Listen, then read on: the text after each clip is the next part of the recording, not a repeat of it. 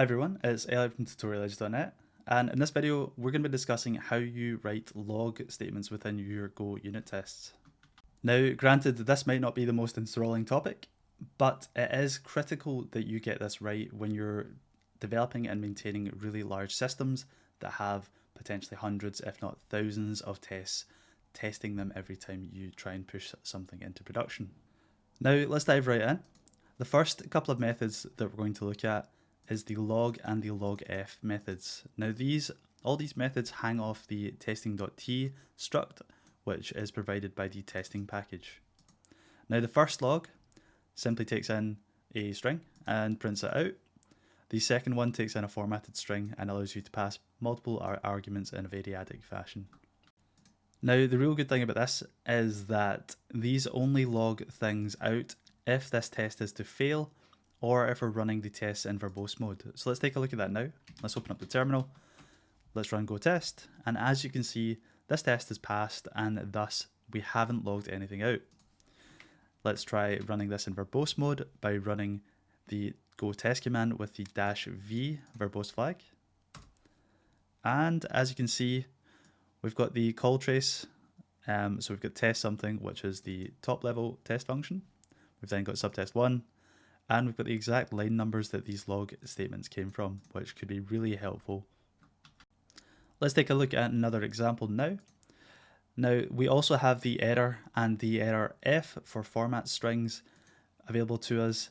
Now, error is very similar to the log methods that we've just used previously, except it's also followed by this t.fail command. So whenever you output something with t.error within your tests, imagine you're also calling t.fail, and the test that you've ran will subsequently fail. Cool. Now let's try run this now. So go test and let's do non-verbose mode.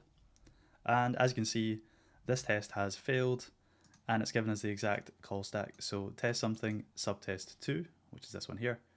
And as you can see, it's failed and it's also outputted the log statement here.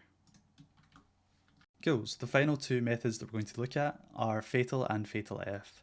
So fatal is effectively the equivalent to log, so very similar to error, except that it calls fail now, which effectively means that any of the subtests within this test will not continue to run.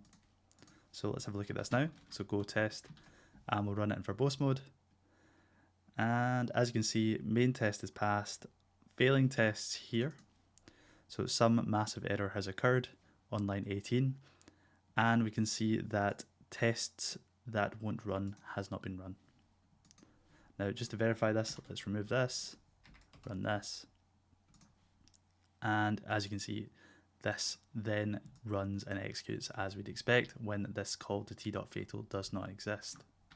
Now fatalf is really good if you want to format something within to a string. So for example, I've just created this result map, and we can pass this in to the format string using the %+v format directive. Let's try this now. And as you can see, some massive error has occurred, and then it outputs the map with the keys and the values. Cool, so that's all we're going to cover in this tutorial. If you found this useful, then please leave a like and subscribe to my channel if you're interested in more Go programming content.